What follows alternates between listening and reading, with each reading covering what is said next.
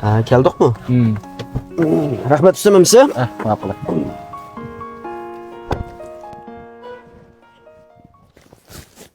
Telefonchu. Niki? O, telefonim mashina qag'oqshmamdi. Asta.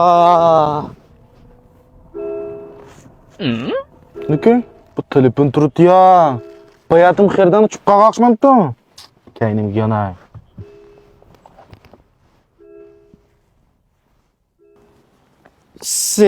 Taksi uzab ketdi. Niki? Yana bir qiz bola turibdi. Qiz bola telefon so'rab. O'zim telefon bir telefon qilib boqay.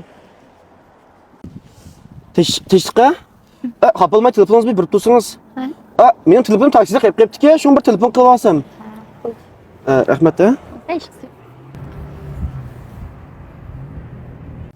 Bu bola joyida bormi-tu? Diqqat qismi bo'libdi, meni mavar qilib, yuzni mavar qilib. Bu telefon kelib ketdi ya bu telefonga. Bu numar yomon tunish ya. Niki? Bu mening oilamning numeri emasmi? Bu nima haq telefon qilib beribdi? Bugun naq tutilgan bo'lding. Senda mas'uliyat qilmay burilib bilgan. Vey, nima haq telefon qilib berishsan? Ha? Bayatim taksiringizni telefonim qo'yib qo'yibdi ekan? Sen obdan bulab berdi. Oilam sana nima telefon qilibdi? Ishingda cho'qim bir ish bor. O'rnimda degina. Men hozir boraman. Men zodli bilgan buningda mas'uliyatligini.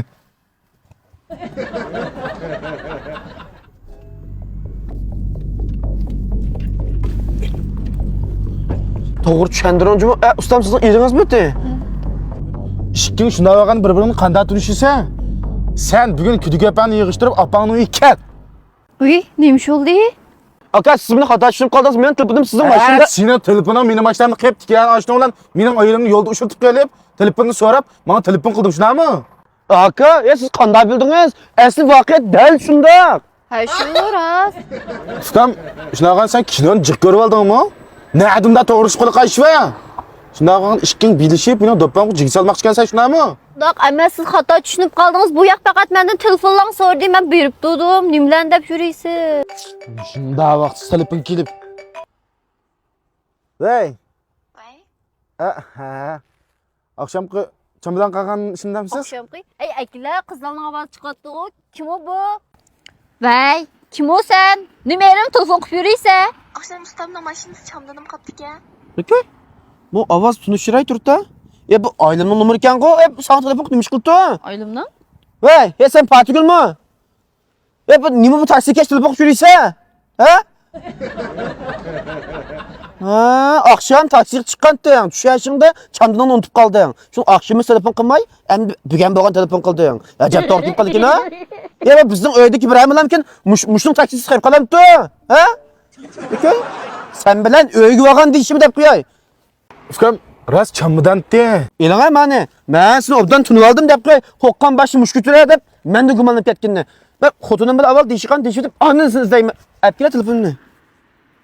Qari buzuq. Ben tushundiray, ras chamadan qilib qolgan. Hey, yaqingina sen bo'ldi. Kuching yadis o'rtoqimni deb sen tex menda gumonlanib ketdingmi? Alayman qatmoq telefonini. Aytchu, sen bilan minjingga ko'rishmayman. O qari buzuq. Niki? Bu xalqning telefonida chamadini saqlab berib, qari buzuqlab qoldim ya men. Endi qilsan. Endi senden bilek bilmem kalmadı.